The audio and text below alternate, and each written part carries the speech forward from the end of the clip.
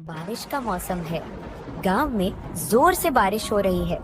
गलियां कीचड़ से भरी हैं और आसमान में काले बादल छाए हैं। फिर भी सुरेश अपने समोसों का ठेला तैयार करता है और गांव में निकल पड़ता है। अरे बारिश हो या तूफान, सुरेश का ठेला तो रुकेगा नहीं। चल, आज भी गांव में समोसों की खुशबू फैलानी है। लोग भूखे तो नहीं रह सकते हैं ना। बारिश में भी गर्मा गर्म समोसे सबको पसंद आएंगे। बारिश रुक जाती है। कुछ लोग बाहर निकलते हैं और ठेले पर रुकते हैं। अरे सुरेश, ये समोसे तो गीले हो गए हैं।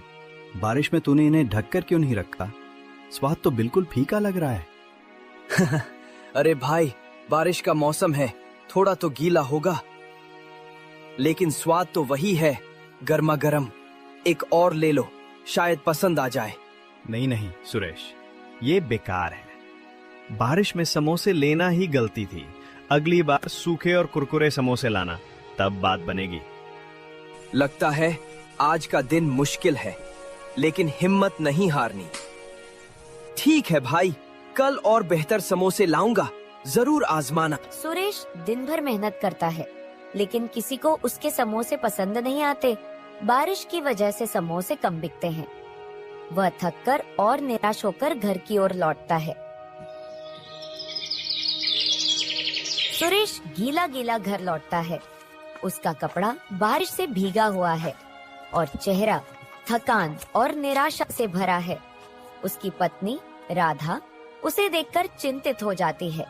अरे सुरेश, ये हालत क्या बना रखी है? फिर बारिश में भीगते हुए ठेला लगाने गए थे। चेहरा तो बता रहा है कि आज कुछ ठीक नहीं हुआ। समोसे बिके कि नहीं? हाँ राधा, क्या बताऊं, बारिश ने सारा खेल बिगाड़ दिया। लोग समोसे खरीद तो रहे थे, पर सब कह रहे थे कि गीले हो गए हैं, स्वाद बिगड़ गया। कुछ ही समोसे बिके। मैंने तो दिन भर गलियों में ठेला घुमाया, पर मौसम ने साथ नहीं दिया। ये तो परेशानी की बात है सुरेश। अगर रोज रोज ऐसा रहा तो हमारा क्या होगा? ठेले का खर्चा, घर का खर्चा, सब कैसे चलेगा? कुछ और सोचना पड़ेगा, नहीं तो मुश्किल हो जाएगी। हाँ राधा, चिंता तो मुझे भी है, पर हार नहीं माननी। कल फिर कोशिश करेंगे। शायद मौसम सुधर जाए और लोग फिर से समोसे खाने आए। बस थोड़ा सब्र रखना होगा। सुरेश और राधा चुपचाप रात का खाना खाते हैं। कमरे में सन्नाटा है और दोनों के मन में चिंता की लकीरें हैं।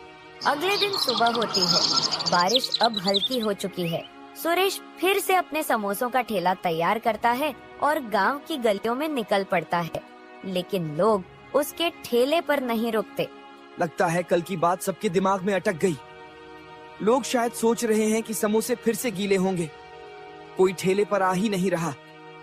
अरे, इतनी मेहनत से समोसे बनाए और अब कोई खाने वाला ही नहीं।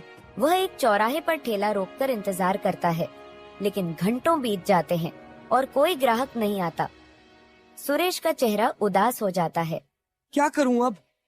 अगर ऐसे ही रहा तो ठेला चलाना मुश्किल हो जाएगा। तभी एक बूढ़ा व्यक्ति, जिसके कपड़े पुराने और फटे हुए हैं, धीरे धीरे ठेले के पास आता है। बेटा, एक समोसा दे दे, बहुत भूख लगी है, दिन भर से कुछ नहीं खाया। बाबा, आपके पास पैसे हैं? ही बेटा, मेरे पास तो एक पैसा भी नहीं है। बस सोचा शायद तू कुछ दे दे। कोई बात नहीं बाबा, भूखे को खाना देना पुण्य का काम है। ये लो, गर्मा गर्म समोसा खाओ और ताकत लाओ। बेटा, तेरा दिल तो सोने जैसा है। ये समोसा बहुत स्वादिष्ट है। भगवान तुझे हमेशा खुश रखे और तेरे ठेले पर बरकत दे। शुक्रिया बाबा, आपकी दुआ ही काफी है। आसमान फिर से काले बादलों से घिर जाता है और अचानक तेज बारिश शुरू हो जाती है। बारिश की बूंदें ठेले पर रखे समोसों पर गिरने लगती हैं। सुरेश परेशान हो जाता है। अरे, ये क्या हो गया? फिर से बारिश। अब तो सारे समोसे भीग जाएंगे। कल लोग बुरा भला कह रहे थे और आज फिर वही हाल। मेहनत पर पानी फिर जाएगा। तभी बूढ़ा व्यक्ति अपनी पुरानी मोटी बोरी उतारता है, जो उसने बारिश से बचने के लिए ओढ़ रखी थी। बेटा, परेशान मत हो, ये बोरी ले, इसे अपने ठेले पर डाल दे। इससे तेरे समोसे भीगने से बच जाएंगे। लेकिन बाबा, अगर मैं ये बोरी ले लूं तो आप कैसे बचेंगे इस बारिश से? आप तो खुद भीग जाएंगे। मेरी चिंता तू मत कर बेटा, ये बोरी तुझे ज्यादा जरूरी है। ले, रख ले इसे और अपने समोसों को बचा।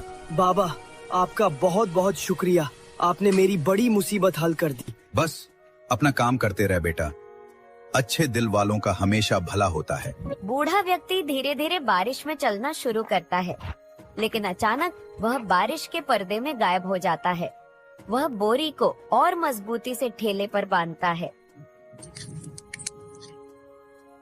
बारिश अब थम चुकी है।